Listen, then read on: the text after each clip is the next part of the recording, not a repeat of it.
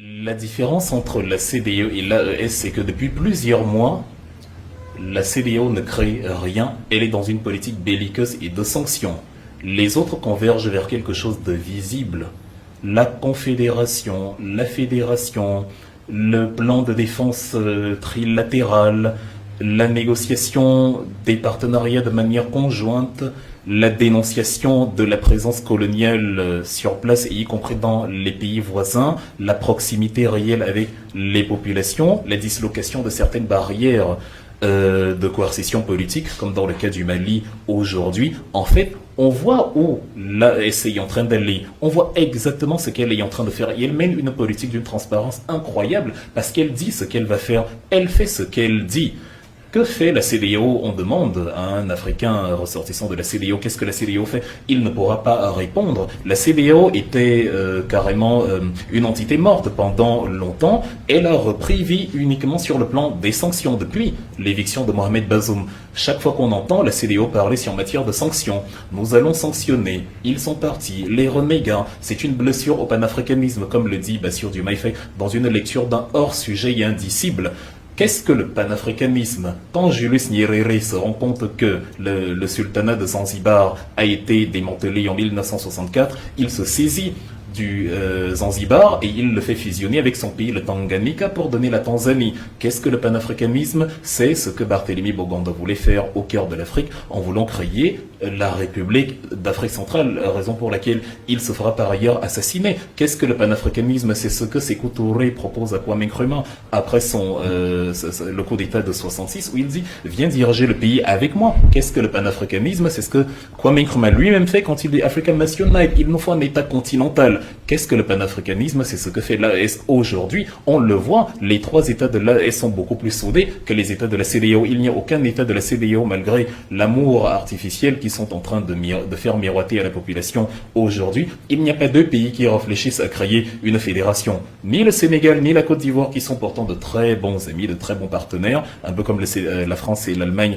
en Europe, ni le Bénin et le Togo. Non, pourtant, dans l'AES, on voit vraiment la réalisation du panafricanisme, l'idéal qui écoutait la vie à Thomas Sankara, à Patrice Lumumba, et il y a tous ces gens-là qui voulaient une Afrique unie, dont on ne voit pas où ça va. Et donc, qu'est-ce qui va se passer lorsque nous arriverons à échéance en 2025? Ce qui va se passer, c'est ce qui se passe déjà d'ailleurs aujourd'hui. C'est pour la CEDEAO que l'échéance arrive en 2025. Pour les États de l'AES, et je les invite encore à le réaliser, l'échéance, elle est actée il y a longtemps. C'est simplement pour se conformer au texte que les dirigeants de l'AES ont dit, bon, aujourd'hui, 28 janvier 2024, on dit non jusqu'en janvier 2025, mais on le voit bien au quotidien, ils n'y sont plus. Ce que eux ils ont tiré un trait sur la CEDEAO. Ce que eux veulent, c'est une structure africaine qui n'obéit pas aux dictats externes. Or, on le voit, et Traoré l'a dit encore aujourd'hui, quand il a dit détenir des preuves de la présence française. Il a cité le pays. Et un dirigeant comme ça, dans un cadre aussi solennel, ne peut pas évoquer le nom de manière aussi frontale d'une grande puissance comme la France s'il ne dispose pas d'éléments. C'est ce qui s'est passé. Il n'y a rien de nouveau sous le soleil. En 1979, l'opération Barracuda qui est lancée depuis N'Djamena pour venir déloger monsieur l'empereur Bokassa Ier et réinstaller David Dacko en République centrafricaine. Les pays africains ont parfois, les pays qui étaient conformes à l'impérialisme, ont souvent servi de base arrière à l'impérialiste pour justement installer un nouvel ordre dans les pays qui leur étaient hostiles. Donc aujourd'hui, Ibrahim Traoré vous dit, celui qui ne se souvient pas de son histoire va la revivre à nouveau. Non, on a pris les leçons du passé et on ne veut pas que ça se répète. Et donc, parce que ces pays-là de la CEDEAO obéissent encore à quelqu'un d'autre et refusent d'être indépendants dans une logique Senghoro ou fouettiste, eux, ils n'y sont plus du tout. Mais maintenant, ils disent, pour les populations, nos peuples ne se détestent pas du tout. Donc on va continuer, on partage énormément de choses ensemble. Et ça c'est important, ils ont insisté dessus et depuis le début, oui, depuis les différentes prises de parole, ils insistent dessus. Bon, nous on veut continuer à coopérer. N'écoutez pas les dirigeants qui ne parlent que de sanctions, que de blabla. Les dirigeants de l'AES, eux, ne parlent pas de sanctions. Ils ne font que parler de continuité, de progression. Ils disent non, on va partager. S'ils ne veulent pas rejoindre l'AES ou sinon pas des dirigeants conformes à l'idéologie de l'indépendance, on va mettre sur pied des mesures qui permettent à nos peuples de coexister et de ne pas subir la piètre lecture géostratégique de leurs dirigeants. C'est très très important et tant mieux si ça a été dit et surtout si ça sera exécuté. Alors, peut-on parler Comment peut-on posséder 78% de diamants de la planète, 89% de platine, dont la moitié de la production est utilisée par l'industrie automobile, 81% de chrome, 61% de manganèse, 60% de cobalt, 20% de la production mondiale d'uranium, 90% des réserves de platinoïdes, 80% de coltan, 70% de tantal, 40% des réserves aurifères et 10% des réserves pétrolifères. Bref, comment peut-on détenir le tiers des réserves mondiales, tous minéraux confondus, et rester le continent le plus pauvre du monde? Qu'est-ce qui peut expliquer cette ineptie, cette incongruité? Et comment en sortir? Pourquoi le pétrole serait une bénédiction pour les pays du Golfe, tels que l'Arabie Saoudite, le Koweït et autres Qatar, et il serait une malédiction pour le Congo-Brazzaville, pour l'Angola, pour le Tchad, pour la Guinée équatoriale, pour le Nigeria? Soyons sérieux. Prenons la République démocratique du Congo, l'un des plus grands paradoxes de notre continent. Premier producteur mondial de cobalt, avec ses 100 000 tonnes chaque année. Il fournit 70% de ce minerai essentiel dans la fabrication de batteries pour voitures électriques et pour nos milliards de téléphones portables. Premier producteur africain de cuivre, avec plus d'1 500 000 tonnes par an. Le Congo est assurément un scandale géologique, puisque la liste de ces minéraux est longue et importante. Diamant, près de 19 millions de carats par an. Or, plus de 40 000 kg par an. Zinc, 7 800 tonnes. J'arrête là l'inventaire parce que, comme le disait l'auteur Frantz Fanon, l'Afrique a la forme d'un revolver dont la gâchette est le Congo. Les superlatifs, pour le dire, sont foison. Scandale géologique, pays béni des dieux. Mais dans le même temps, l'immense majorité de la population dans ce territoire grand comme l'Union européenne, avec cette immense richesse, vit avec moins d'$1 par jour. Prenons la Guinée, un autre scandale géologique. Elle est dotée de certaines des réserves de minéraux les plus convoités de la planète, dont 40 milliards de tonnes de bauxite, la plus grande réserve du monde. À cela s'ajoute, tenez-vous bien, plus de 20 milliards de tonnes de minerais de fer. Les réserves potentielles d'or sont estimées à 700 000 tonnes. Diamants, 30 à 40 millions de carats de réserves prouvées, 500 millions de carats de réserves probables. L'or et les quantités indéterminées d'uranium.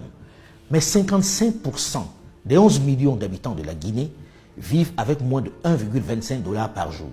Et le pays se classe 178e sur 187 pays selon l'indice de développement humain 2013 du PNUD, qui mesure le niveau de vie des pays. À qui profite cette immense richesse qui laisse les Guinéens dans l'extrême pauvreté?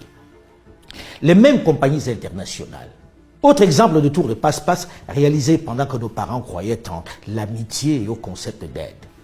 Le Niger et son uranium, où l'État cède en 1968 la principale concession d'Arlit de 375 km² utilisée comme combustible nucléaire dans les centrales nucléaires en France et pour la force de dissuasion nucléaire française.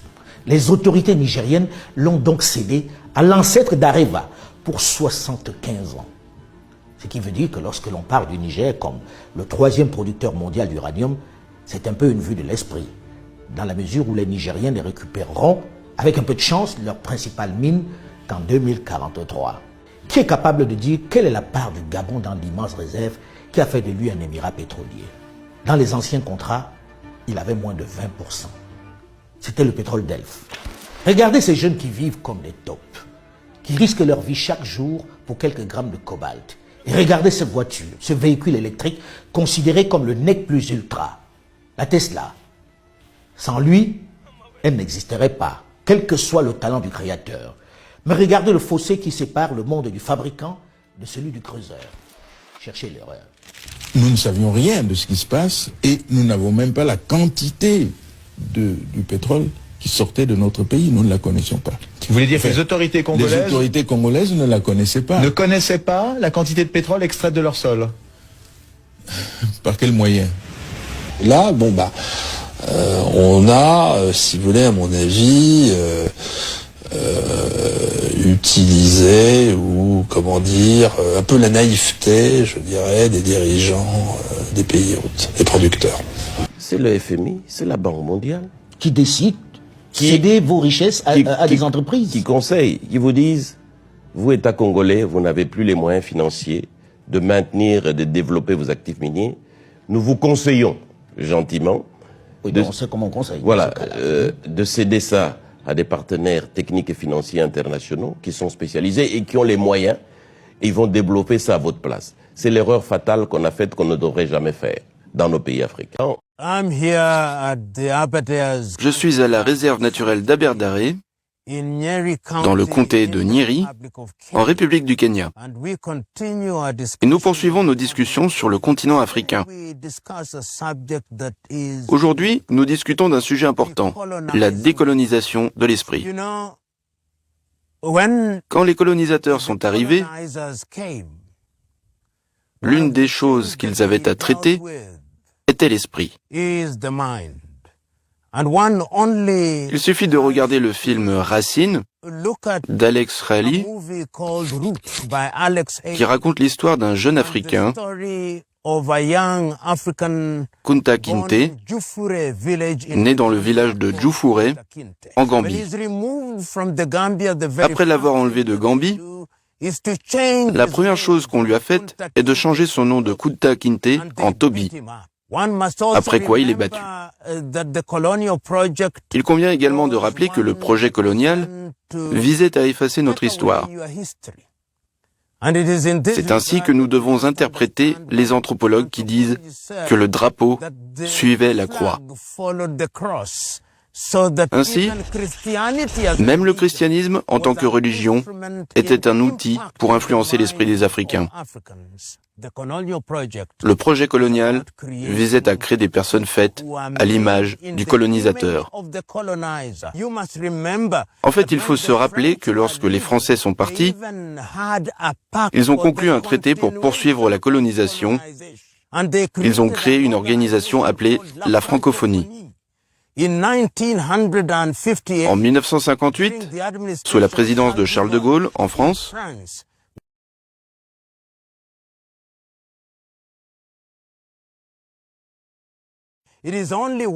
Ahmed Sékou Touré, président de la Guinée, a été le seul dirigeant africain à proclamer « Nous préférons la liberté dans la pauvreté à la richesse dans l'esclavage ». Ceci a marqué le début des tentatives de décolonisation des esprits. Ici au Kenya, nous nous souvenons de l'action des Mau Mau et de leur clarté d'esprit. Des gens comme Dedan Kimati, Wassirou, ont été tués précisément parce qu'ils avaient compris que le rétablissement de l'indépendance politique, sans effort supplémentaire, ne nous mènerait pas loin.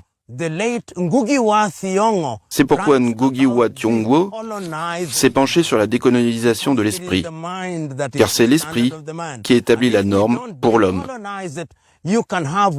Si nous ne décolonisons pas, on peut obtenir ce qu'on appelle la liberté, mais on sera toujours asservi.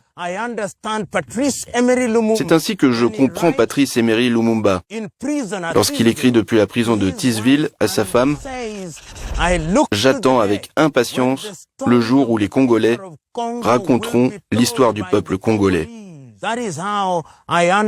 C'est ainsi que je comprends Robert Mangaliso Sobukwe, d'Afrique du Sud, quand il dit qu'à son sens, il n'y a qu'une seule race, la race humaine, et cette race ne peut être préservée que si nous libérons tous notre esprit.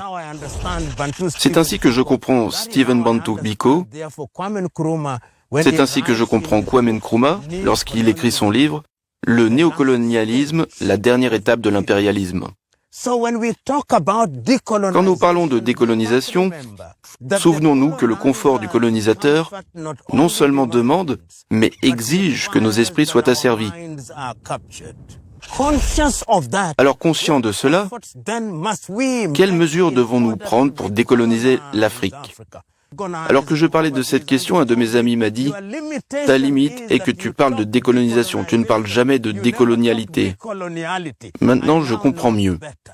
La décolonisation a été le retrait ou le départ des colonisateurs, mais la décolonialité consiste maintenant à supprimer les vestiges de la colonisation.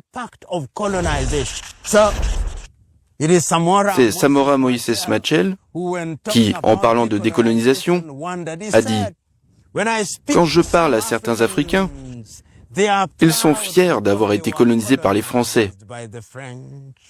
Ils sont fiers d'avoir été colonisés par les Anglais. Ils sont fiers d'avoir été colonisés par les Belges. Mais ils ne sont pas fiers de nous parce que nous avons été colonisés par le Portugal, le pays européen le plus pauvre. Il a ajouté « c'est incroyablement stupide ». C'est comparer les esclavagistes et se demander lequel est le meilleur. Or ce sont tous des esclavagistes. Ainsi, alors que nous parlons de la renaissance de l'Afrique, de lui faire retrouver sa gloire, la décolonisation doit commencer par nos esprits. Elle ne commence qu'ainsi. Cela concerne notre système éducatif. Qu'enseignons-nous aux jeunes à l'école? Quelle histoire enseignons-nous? Leur parlons-nous des plus longs fleuves d'Europe? Leur disons-nous que le lac Lowe est encore appelé le lac Victoria? Leur disons-nous que les lacs doivent être nommés ainsi? Que les chutes Victoria ne s'appellent pas Mosi-Oa-Tunya? Nous devons décoloniser l'Afrique, nous devons renommer toutes les routes et tous les monuments qui portent des noms coloniaux. Nous devons renommer, nous devons même repenser certains de nos propres noms. Cette idée que si vous êtes chrétien, si vous êtes baptisé, vous ne pouvez pas être Kamau ou Njoroge, vous devez être John, que vous ne devez pas être Kwame, mais plutôt Emmanuel. Il faut renoncer à ces idées, alors seulement le monde pourra comprendre et apprécier l'Afrique comme le berceau de la civilisation humaine. La décolonisation doit avoir lieu à tous les niveaux. Et je ne saurais trop insister. Il s'agit de la formation, de la santé, de l'économie, de nos armées. Il s'agit de la façon dont nous nous habillons et de la nourriture que nous mangeons. Il s'agit des langues que nous parlons. C'est pourquoi même si nous parlons l'anglais et qu'il restera un moyen de communication, nous savons que le jour viendra où le Swahili sera enfin la lingua franca. Le moment est venu où nous devons être compris pour ce que nous sommes. Nous avons trop longtemps vécu une fausse vie. Nos esprits sont emprisonnés depuis trop longtemps. Nous devons maintenant exorciser le fantôme de la colonisation et retrouver notre véritable identité. Ce n'est qu'en le faisant que nous restaurerons notre estime de soi, notre confiance en soi. Quand cette confiance en soi aura été restaurée, nous aurons complètement exorcisé le fantôme du colonialisme et du néocolonialisme. Ngugi wa Thiong'o a raison. Nous devons décoloniser l'Afrique. Nous devons décoloniser nos esprits.